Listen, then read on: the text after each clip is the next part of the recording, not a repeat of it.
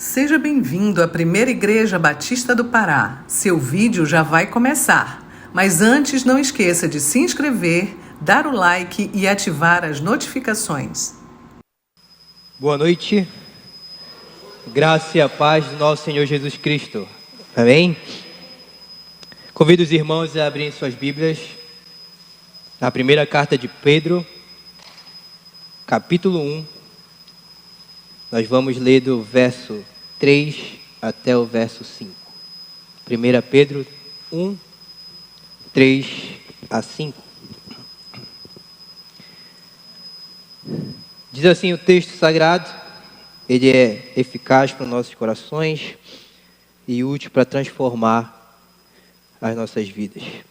Bendito o Deus e Pai de nosso Senhor Jesus Cristo, que segundo a sua muita misericórdia nos regenerou para uma viva esperança, mediante a ressurreição de Jesus Cristo dentre os mortos, para uma herança incorruptível, sem mácula, imarcessível, reservada nos céus para vós outros, que sois guardados pelo poder de Deus, mediante a fé, para a salvação preparada para revelar-se no último tempo.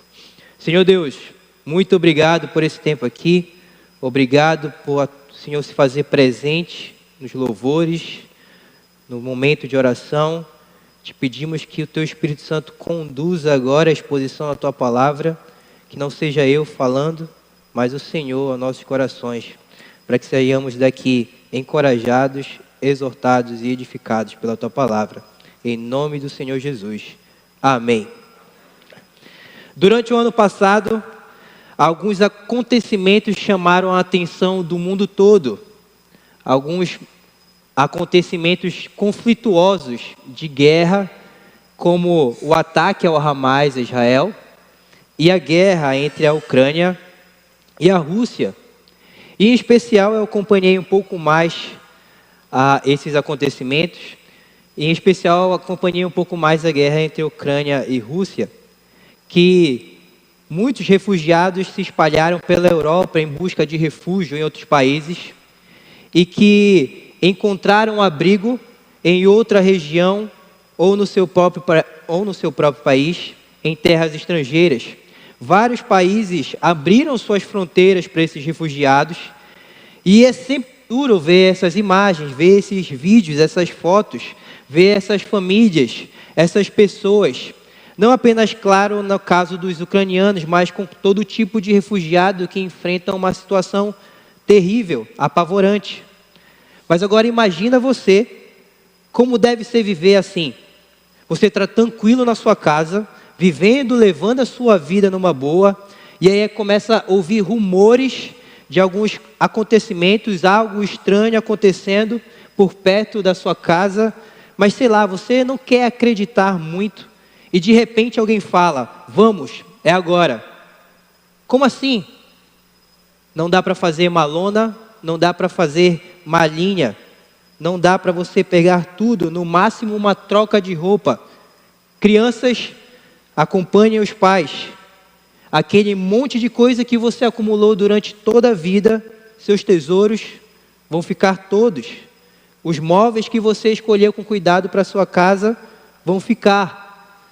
Aquela cristaleira da sua avó, herança, também vai ficar. Os eletrônicos vão ficar.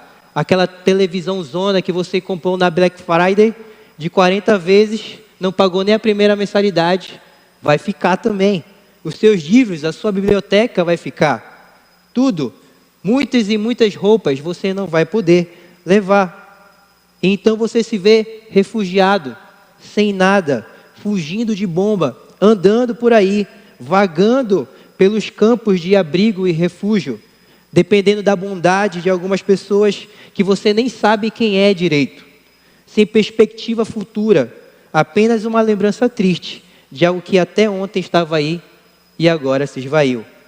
Ser um refugiado, vagar por aí sem, por assim dizer, você tinha um monte, agora você não tem nada, só tem a roupa do corpo, você é um forasteiro, você é um peregrino. Daria para adorar a Deus numa situação como essa? Aliás, a gente muitas vezes está numa espécie de exílio, que acontece mesmo se a gente está fora de casa. Muitas vezes a gente vê fugindo não de guerra literal, mas de alguma perseguição, andando por este mundo sem família, sem amigos. Às vezes a nossa família está contra a gente, justamente porque a gente insiste nesse negócio de seguir Jesus. Às vezes o seu cônjuge não entende essa sua devoção por Cristo. Por que todo domingo você tem que ir para a igreja? Não dá para ir uma vez só no mês? Ainda tem que ir na quarta-feira à noite também? Ou talvez você está dentro da igreja e você não se sente em família, você se sente um forasteiro. Você está fora dos grupos. E aí? Tem alegria para refugiado nesse mundo? Para gente exilada e estrangeira, tantas vezes perseguida nesse mundo? Tem algo pelo qual você pode ser sempre e em qualquer circunstância gratos a Deus? Sim, tem. E é disso que a gente vai falar hoje. A gente hoje vai entender algo que é da posse de todo e qualquer, absolutamente qualquer discípulo de Jesus. Em qualquer lugar do mundo, em qualquer situação, em qualquer século. E se você é de Jesus e está aqui essa noite, isso aqui é para você. Isso aqui é para nós. Você tem e que você não vai perder de jeito nenhum. Hoje a gente vai ver que Pedro vai nos ensinar que nós devemos louvar a Deus por nos dar a vida eterna, uma herança maravilhosa e nos manter firme até o final. Pegou? Se você pegar isso, você pega tudo. Devemos louvar a Deus por nos dar a vida eterna em Cristo, uma herança maravilhosa e nos manter firmes até o final. E a gente vai ver isso em 3 partes, e a primeira parte é: devemos louvar a Deus, pois Ele nos inseriu na gloriosa salvação. Olha comigo de novo o versículo 3. Bendito Deus e Pai de nosso Senhor Jesus Cristo, que segundo a sua muita misericórdia, nos regenerou para uma viva esperança, através da ressurreição de Jesus Cristo dentre os mortos. Nós ainda estamos aqui no comecinho da carta de Pedro. Pedro escreveu essa carta para aqueles crentes que estavam sofrendo perseguição de Roma, e escreveu para mostrar para eles como eles deveriam reagir a essa oposição, e que mesmo sendo forasteiros e peregrinos, como está escrito no verso 1 ao 2, eles têm uma posição muito superior, uma posição privilegiada, uma posição maravilhosa, e essa posição é a posição da salvação, que é comum a nós hoje, não só aqueles crentes do primeiro século, mas a nós também. A salvação é fruto da obra do planejamento da ação da bendita Trindade, e que é normal que nós nos sintamos como forasteiros e peregrinos nesse mundo. É normal que o povo do Senhor, espalhado pela face da terra, seja onde for, sinta-se assim, como parte de algo que ainda não vive, como um cidadão de uma terra na qual ele nunca esteve. Isso dá para a gente muitas vezes essa sensação mesmo de estranhamento. E agora, aqui nos versos que a gente leu, do 3 ao 5, Pedro, depois de uma brevíssima introdução, ele começa uma bendição. Ele começa a sua carta louvando a Deus, adorando-o e sendo o Senhor e louvando a Deus. Bendito seja Deus e Pai do Senhor Jesus Cristo. Esse tipo de expressão era muito comum no Antigo Testamento e agora no Novo está por todo lado. Quando você escreve uma carta, na verdade carta é antigo, né? Quando você faz uma ligação ou escreve uma mensagem no WhatsApp, qual é a primeira coisa que você faz? Você fala, vamos tirar um tempinho para louvar e adorar a Deus? Né? Você fala, tem um assunto, vamos, eu quero te ajudar, eu quero te apoiar, vamos resolver, estou aqui para ser teu amparo. Um comentarista, um teólogo, diz assim: Pedro incentiva os seus leitores a louvar a Deus, pois o louvor é um remédio indicado para corações abatidos, desanimados, em virtude do sofrimento. Aprenda isso, cristão. Seu coração está abatido, seu coração está ferido, você está desanimado na sua caminhada cristã? Então adore. Adorar vai fazer com que o seu coração seja lembrado de algumas verdades essenciais, das quais ele tende a se esquecer quando ele está abatido. quando a nossa alma fica abatida, a gente costuma ir para lugares ruins aqui dentro. A adoração te força, nos força a louvar e a adorar. Quando você é crente, quando você pode dizer assim, num dia ruim, está meio triste, e você fala assim, acho que eu não vou para a igreja não estou legal. Na verdade, você está fazendo o contrário do que você deveria fazer. Porque nos dias em que a nossa alma está abatida, aí é que mais do que nunca, a gente precisa lembrar das verdades da palavra de Deus. Porque adorar é um refúgio para o refugiado. Sempre lembre disso. A adoração para todo crente. E imagina agora que você é um crente do primeiro século, para quem Pedro está escrevendo. E talvez você olhe para essa carta, ouça o que está sendo lido, e você está sofrendo no Império Romano, nas perseguições e todas as outras coisas, e você pensa assim, poxa Pedro, mas será que tem mesmo razão para adorar em meio de tudo isso? A vida está tão difícil, está tão complicado ser grato.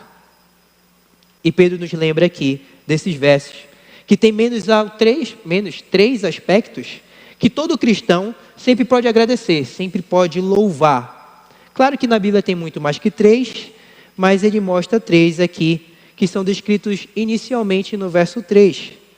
O primeiro deles, acompanha comigo de novo o verso 3. Bendito seja Deus, o Pai de nosso Senhor Jesus Cristo, porque pela sua misericórdia Ele nos regenerou para uma viva esperança. Deus nos fez nascer de novo. Ele nos gerou pelo seu próprio poder. Veja, todos nós, a gente uma vez nasceu, um dia uma célula masculina e uma feminina se uniram e você foi gerado, e glória a Deus por isso. Mas além disso, se você é de Jesus, um dia na sua vida, talvez você fosse criança, talvez você já fosse homem feito, ou mulher adulta, talvez você fosse um jovem ou um adolescente. Um dia Deus fez você nascer de novo. Deus gerou você de novo pelo seu poder. Deus intencionalmente te viu e falou, aquele ali, ó, ele vai nascer de novo, agora. Veja, de novo sempre a ação da bendita Trindade. Verso 3, o Deus Pai de nosso Senhor Jesus Cristo. Tá, mas o que é esse negócio de regeneração? Por que a gente precisa saber disso? Por que é tão importante? Se você lembra, a Bíblia nos ensina que a nossa condição natural, ela não é nada boa. Nós nascemos, todos nós, debaixo da culpa do pecado por causa da desobediência de Adão e Eva. Daquilo que eles fizeram lá no jardim. Todo homem, toda mulher que nasce naturalmente já vem com essa pré-condição. E ela é, segundo a Bíblia, tão severa que nos impede até mesmo de a gente ver o real problema das nossas vidas. Sai por essas portas aqui e pergunta para as pessoas aí na cidade, qual é o grande problema da vida delas? Você vai ouvir gente dizendo que o grande problema da vida delas é a sua saúde. Outros vão dizer que é o dinheiro ou o desemprego, a educação, o casamento ou a falta do casamento. Eles vão dizer alguma coisa, mas eles não vão falar qual é o grande problema. Eles não vão saber falar que o grande problema da vida deles é o seu coração de pedra, de que ela nasceu da rebelião e culpa diante do Senhor. E ela vai viver nesse mundo, a não ser que Deus faça nascer de novo, até ela morrer e encontrar a condenação eterna. E Pedro, ele é grato justamente por isso aqui. Porque um dia Deus fez com que ele nascesse de novo. Deus o regenerou. Se não fosse Deus fazendo Pedro nascer de novo, ele teria seguido o mesmo caminho de Judas. E Pedro sabe disso. Pedro sabe que ele só está no caminho da vida eterna, porque um dia Deus interveio na sua história. E a pergunta é que fica, você é grato por isso? Você é grato porque de tantas e tantas pessoas nesse mundo que andam pelo planeta Terra, Deus um dia olhou para você e te fez nascer de novo? Deus te deu essa misericórdia, como ele fala aqui? Você é grato por isso? Isso coloca um sorriso na sua boca? Ou não? Ou você pode estar pensando, eu já um tempo atrás, isso era tudo para mim. Ter Jesus, ter nascido de novo, ter a salvação, isso era tudo para mim, mas a vida está tão difícil. E Pedro está falando para a gente aqui, no primeiro século, que estava com uma situação muito mais difícil. Ele diz, bendito seja Deus que nos fez nascer de novo. Você pode bendizer a Deus comigo por isso também na sua vida? Veja, entenda que isso é um privilégio de absolutamente todo cristão. Não são apenas alguns cristãos que foram regenerados. Todo cristão é alguém que experimentou a misericórdia de Deus em ser regenerado, se isso foi uma atitude genuína do seu coração. Isso foi uma misericórdia de Deus, como ele diz.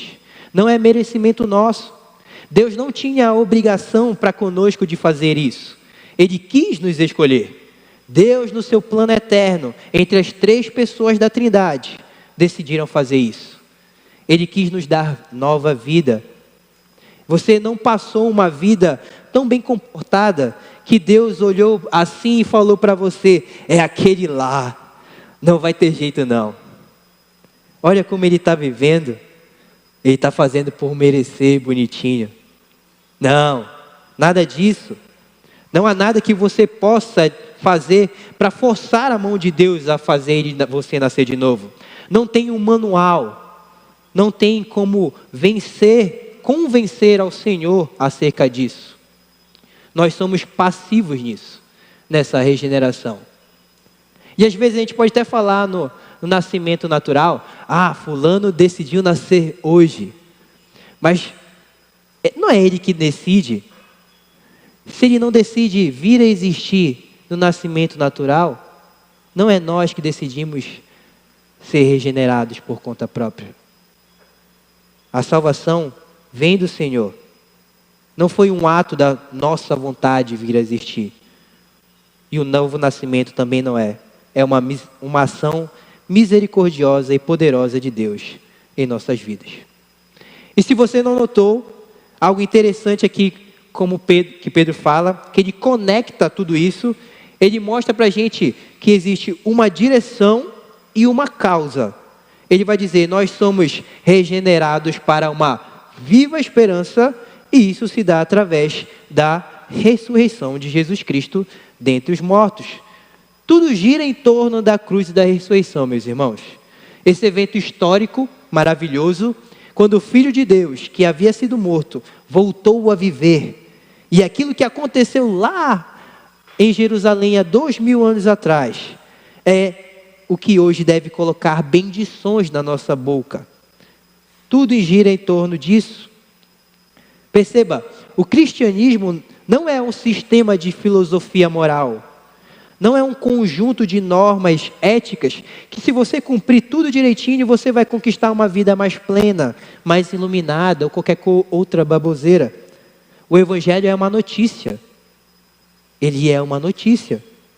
A notícia de que Deus o Filho morreu e de que Deus o Filho venceu a morte. Literalmente, no seu corpo, na sua carne. E por causa do que aconteceu lá, Pedro está falando, você tem vida, você tem esperança. Nesses dias atuais, como em outros tempos atrás, tem muita gente falando coisas como, não importa muito que essa questão, se Jesus voltou da morte mesmo, literalmente. O que importa é que os seus ensinamentos são tão lindinhos que eles vivem em nossos corações. Cuidado com isso, meus irmãos. Cuidado com esse tipo de heresia. Cuidado com essas velhas asneiras que contam por aí. Porque não faz sentido. Se Cristo não ressuscitou dentre os mortos, como Paulo explica em 1 Coríntios 15, nós somos os mais infelizes das pessoas e não os mais felizes. Se Cristo, entretanto, se Ele voltou corporalmente, nós somos os mais felizes dos seres humanos. Mas às vezes a gente tende a esquecer um pouco da ressurreição e lembrar muito mais da cruz. a ressurreição meio que fica relegada em segundo plano na importância de Cristo, como ela se fosse uma obra secundária à cruz. Mas não é assim, ela é um conjunto, é um combo, você recebe tudo junto. Essa obra maravilhosa em nosso favor. E Pedro quer conectar isso, o que aconteceu lá em Jerusalém, 2000 anos atrás, a nós hoje como igreja do Senhor.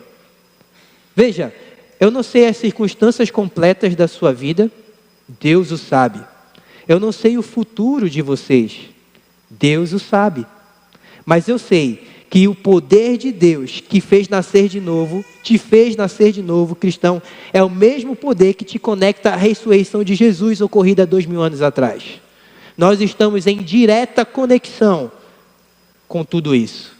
Perceba que o cristianismo não é a fé morta do que se passou um tempão atrás, em que nós lembramos com carinho e curiosidade. É a realidade que se aplica à nossa vida, à vida de cada pessoa no mundo que crê. Cada vez que uma pessoa crê numa cidade, num culto, numa comunidade ribeirinha, num quilombo, numa aldeia indígena, num país onde o evangelho ainda não chegou e o evangelho é pregado, cada vez que uma pessoa crê no evangelho de Jesus Cristo, é porque o mesmo poder que ressuscitou Jesus dos mortos deu nova vida para aquela pessoa. Surgiu vida por causa da ressurreição de Jesus e ela foi capacitada a crer. Você consegue louvar a Deus por isso? Mesmo sendo um forasteiro, mesmo sendo um refugiado, por assim dizer, mesmo sem ter nada aqui, ter muito pouco, você percebe o enorme privilégio de fazer parte disso? Você percebe que você é parte de um grupo que se espalha pela cidade, pelo mundo e pelos séculos. Você percebe que se você tem isso, mesmo não tendo nada, você tem tudo? E é assim que a gente vai para o nosso segundo ponto, em que ele vai falar sobre mais do que a gente tem. Louvamos a Deus, pois Ele tem preparado para nós uma grande herança nos céus. Versículo 4. Para uma herança corruptível, sem mácula, imacessível, reservada no céu para vós outros. Pedro nos explica aqui, então, que essa regeneração que Deus fez é em direção a uma herança. Opa! Herança! Já se animou, né? Calma aí, não é esse tipo de herança que a gente vai falar aqui, não. Carrão, casona, os milhõezinhos da conta. Mas a gente lê herança, a gente já fica animado, né? Oba, cadê minha parte? Cadê minha grana? É muito melhor. Eu vou explicar por que é melhor. O povo de Deus sempre teve consigo a esperança de uma grande herança. Esse tema bíblico é muito forte no Antigo Testamento. E se você lembra da história de Abraão, você vai lembrar dessa esperança. De uma herança dada em forma de uma terra maravilhosa. No chamado de Abraão, fica claro que é uma terra prometida, um lugar de descanso. E claro, tudo isso era lindo, belo e desejável, mas tudo isso era apenas uma prévia. E o judeu Pedro já havia entendido isso, que a grande herança que aguarda a sua vida não é aquela terra que fica ali, juntinho ao mar Mediterrâneo. E o Pedro já tinha entendido isso, como o judeu Abraão também havia entendido, que é uma herança superior a um pedaço de terra, por melhor que ele seja, e ainda que ele vá ser concretizado no futuro. O povo de Deus tem uma herança celestial. Ela está reservada nos céus para todos os que são de Jesus. Todos os que nascem de novo. Todos os que creem são donos dessa herança. Ela não é somente dos pastores. Ela não é somente dos diáconos. Ela não é somente daqueles que oram mais. Os 10% da PIB do Pará que oram mais têm a herança. Ela não é de quem dizimar mais, como alguns lugares vão dizer por aí, mas ela é de todos os forasteiros e peregrinos, de todos nós que vivemos numa terra que não é a nossa, aguardando o dia em que chegaremos à nova terra. Alguém já disse que essa herança, ela é tão maravilhosa que não dá nem para falar dela diretamente.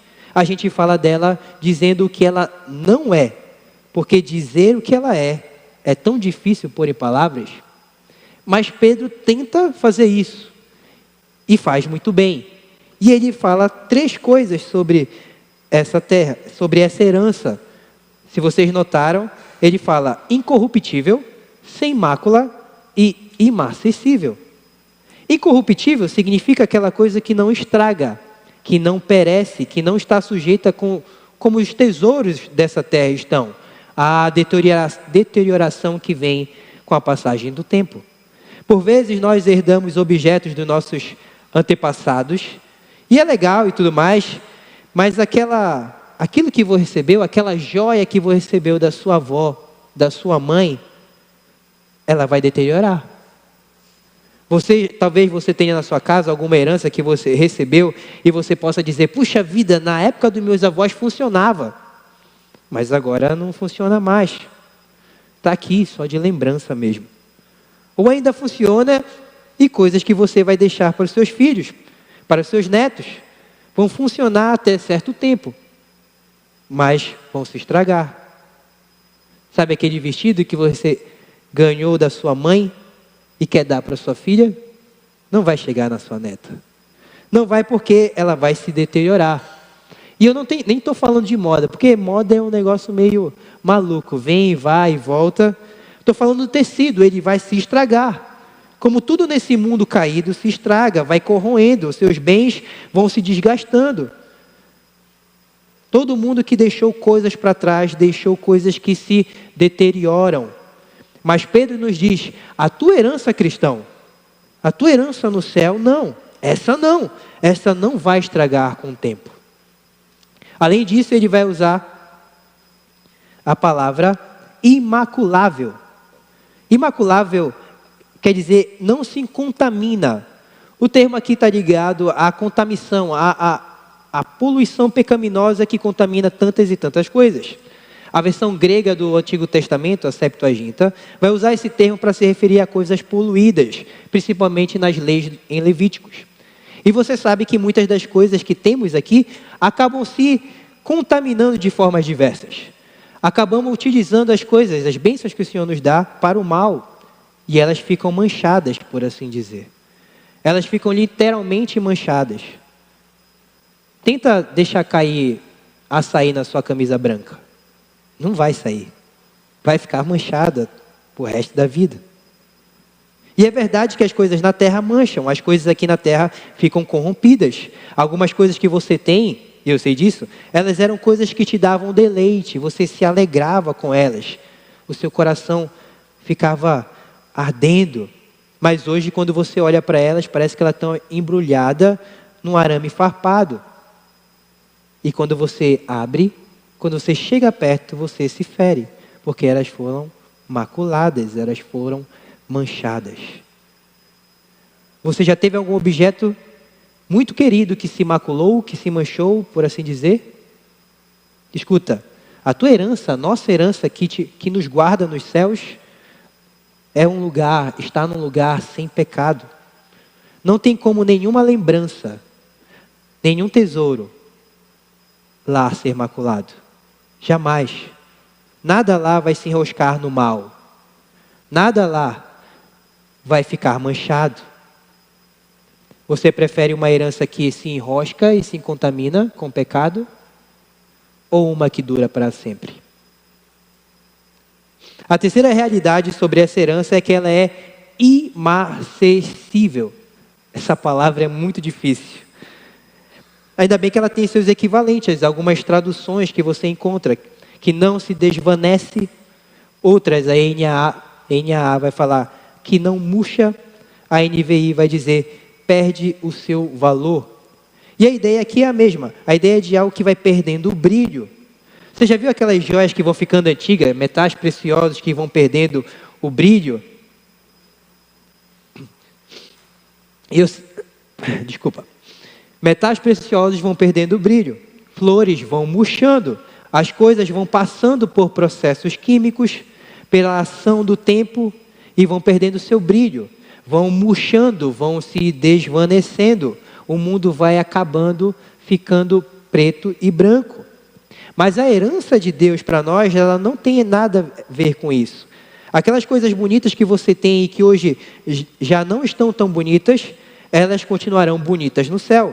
Ela não vai ser menos gloriosa quando chegarmos lá. E talvez você veja isso aqui e fala assim na sua mente: quem se deu bem mesmo foi a galera do primeiro século. Chegou lá e a herança estava intocada, estava limpinha, zerada.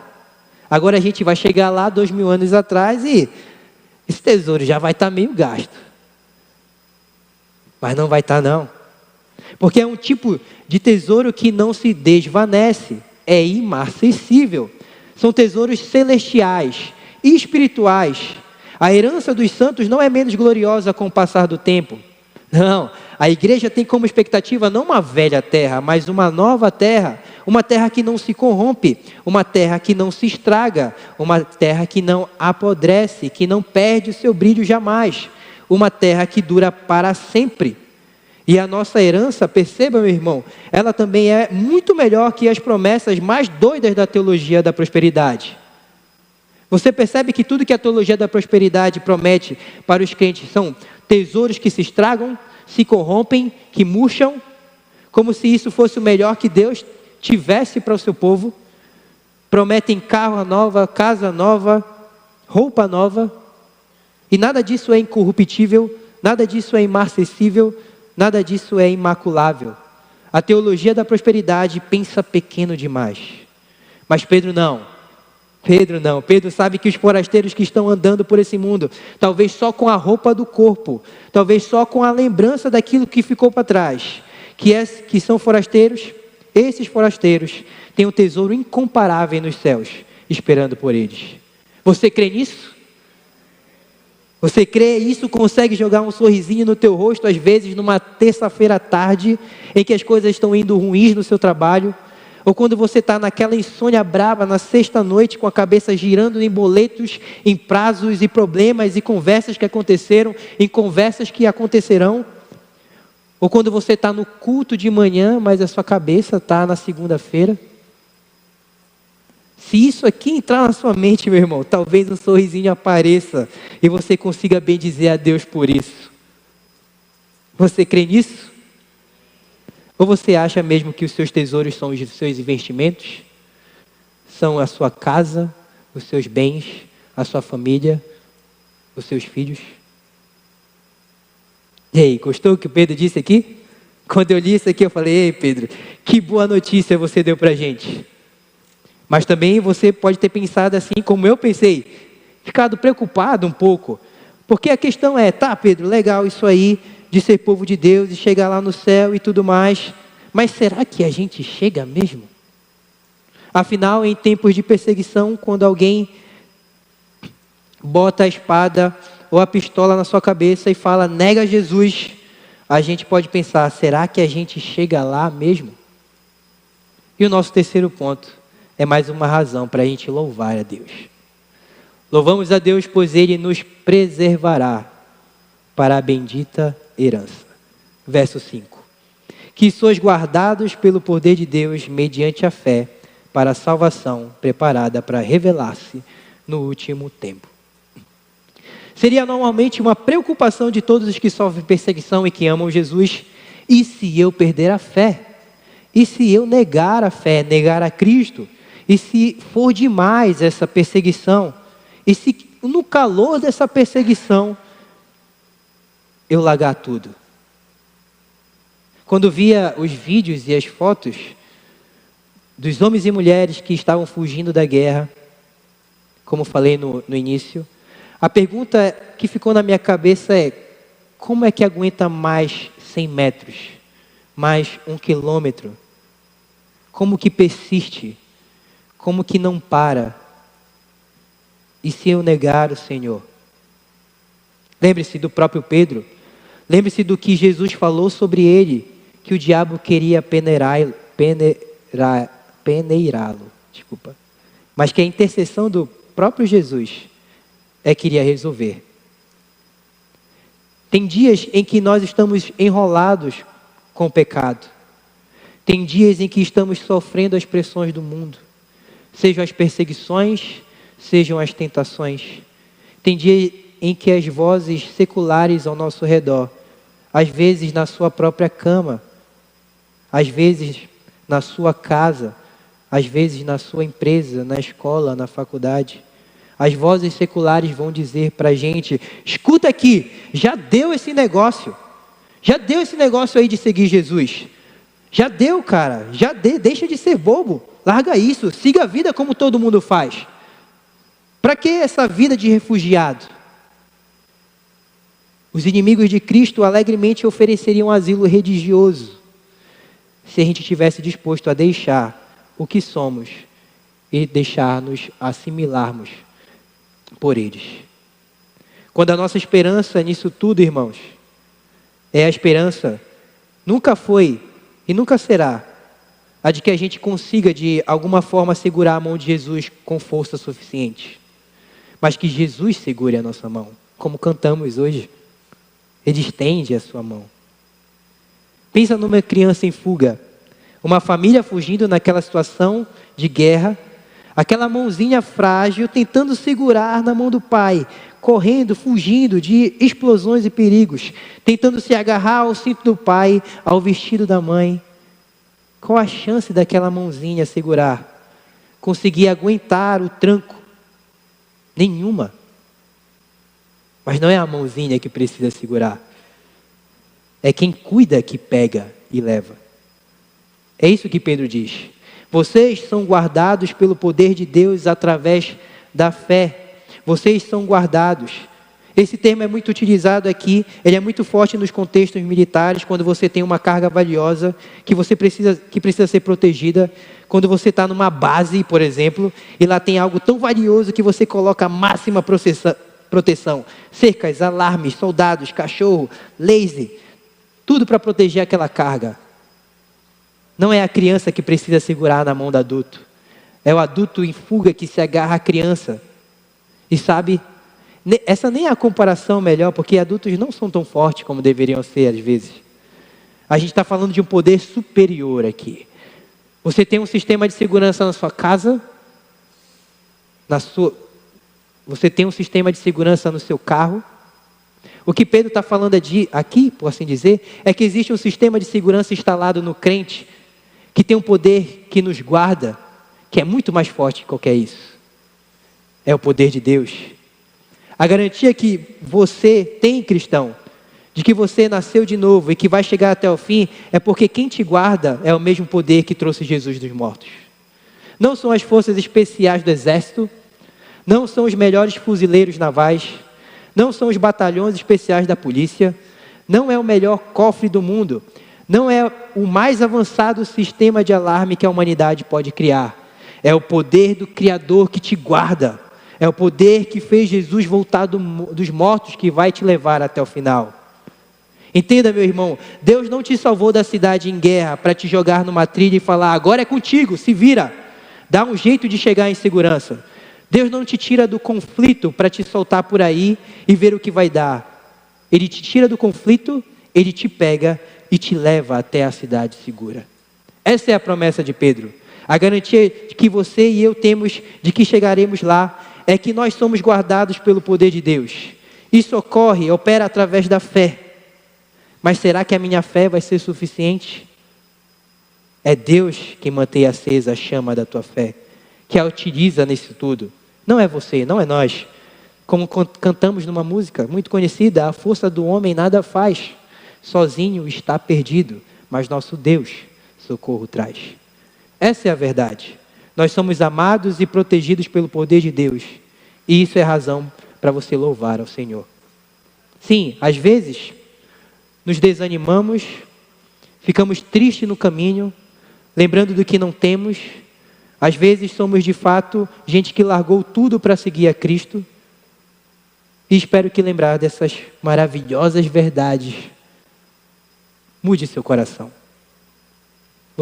Nós devemos, como Pedro, bendizer ao Senhor pelo fato de que nós vamos ser preservados até o final. Não há dúvidas disso. Não há lugar algum para orgulho aqui. Você vai chegar lá até o final. Alguém já disse que é que nem aniversário. Você faz alguma coisa para chegar nesse aniversário?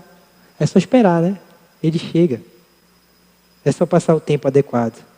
A mesma coisa é com a nossa salvação.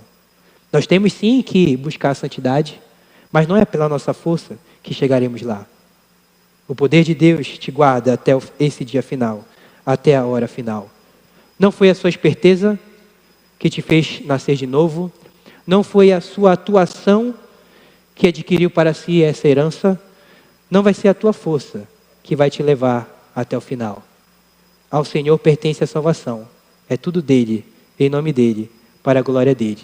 E nós, meus irmãos, precisamos aprender a bendizer a Deus em qualquer circunstância, porque nós temos isso. Nós não somos como refugiados que andam por aí sem ter a menor ideia se chegarão a um lugar seguro ou não.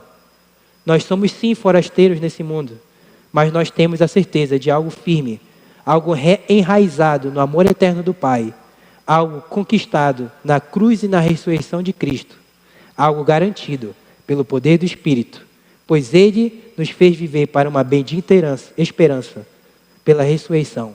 Sem Jesus, não teríamos nada disso, mas com Jesus, nós temos algo que nenhum governo tirano pode retirar, que nenhuma perseguição no local de trabalho ou na família pode fazer perder o brilho.